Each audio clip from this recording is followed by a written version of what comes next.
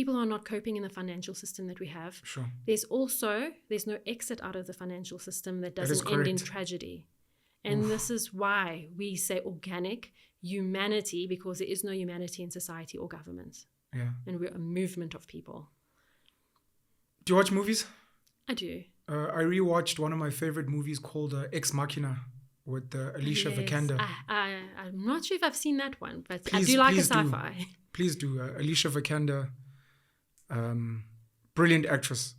But it's the concept of this guy who manufactures an artificial intelligence robot, which is meant to mimic some type of human consciousness.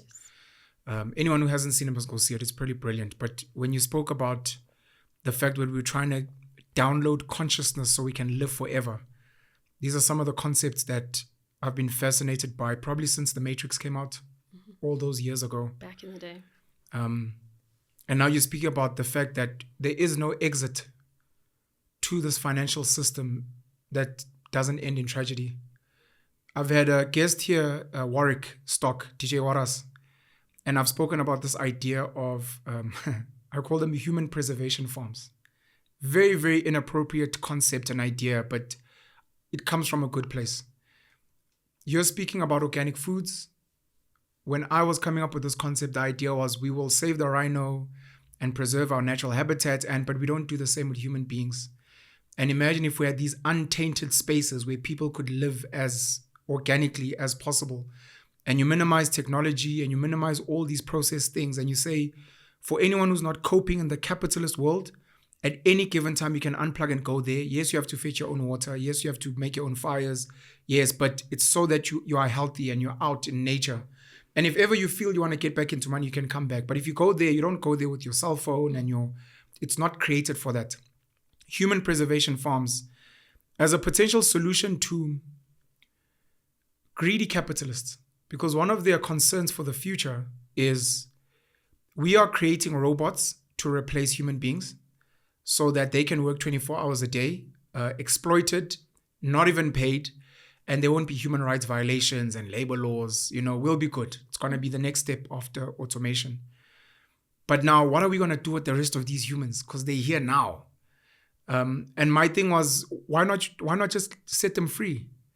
Because the issue that we have with the money system, even in South Africa with social welfare, our government and political parties love the idea of social grants because you're giving money to people who are doing nothing so they can buy from the businesses that fund you. 100%. You almost need these people, even if they have no skills. And as long as they are buying from, and you're like, can we not take some of these people? Because some of them end up in crime. You won't be able to give them all money. It's unsustainable. It is. Let them go. Be like, okay, we can't help these guys for grants, let's give them to Penn. He's going to send them to the human preservation farms where the danger, of course, is if that place becomes a really nice place where even like the guys with money are like, I think I want to quit. I'm rich, but the people, they look so happy. The kids were singing. Everyone was cooking their own food. So I just wanted to raise those two references. Free the humans is basically what you're saying. Free the humans. I'm thinking of a John Lennon line. It's not coming. Rage Against the Machine. What does OHM stand for in ordinary speak for people that want to know? So we've heard the organic. It sounds nice. Lauren was upset. That's cute. But Lauren, what are you offering us? Because as a political party, you obviously want us to vote for you. But what exactly are we voting for? So I love that you framed the question that way, because I do have big ideals for humanity progressing in a humane and natural way. But what does that mean tangibly? Because people want to eat today. People want to stop suffering now. Yeah. We have identified all the systems that exist that govern our society as oppressive systems. All of them. All of them. The government, the political system, the healthcare system, the financial system, the economic, the legal system. They all oppress us. They're designed to do so. Thank you for saying legal. I normally, when people are like the justice, I'm like, it's not just. Please call it legal. Yeah, the legal system. There's no justice in the legal system. Yeah. It's so inaccessible, but that's a whole nother rabbit hole we can go down. So we want to break down those barriers of oppression and replace them with systems of liberation. Like you say, free the people. We want to liberate every human being. Yeah. Emancipate people from the oppression we've been under forever. Yeah. So the first step is to change the political system first. That will pave the way for changing the other systems later. And what I identified, if you read the Constitution of South Africa, firstly, I realized how few people have actually taken the time to read the Constitution of South Africa, and then to fully understand what it means, and then also to read between the lines and understand what's not written. And what I identified is in the Constitution, so you'll see that the Electoral Act has been changed. That's not good enough. In the Constitution, it declares that we're a multi-party system. And we believe one of the biggest steps this country needs to take that will result in tangible, better results down the line is getting rid of the multi-party system, replacing it with a system where you directly elect your leaders, including the direct election of the president of the country, the future president. You want to scrap all political parties, including ourselves. You want to get into power so that you can get out of power. 100%. Who else is going to do it? You have to use the system against itself. Any other way would be probably resulting in violence or bloodshed. So this is a way to get legitimate international recognition. If you do it through the electoral system as a party. Yeah. So I was very confused in the beginning. I thought, do I just stay a non-political organization? And I could have.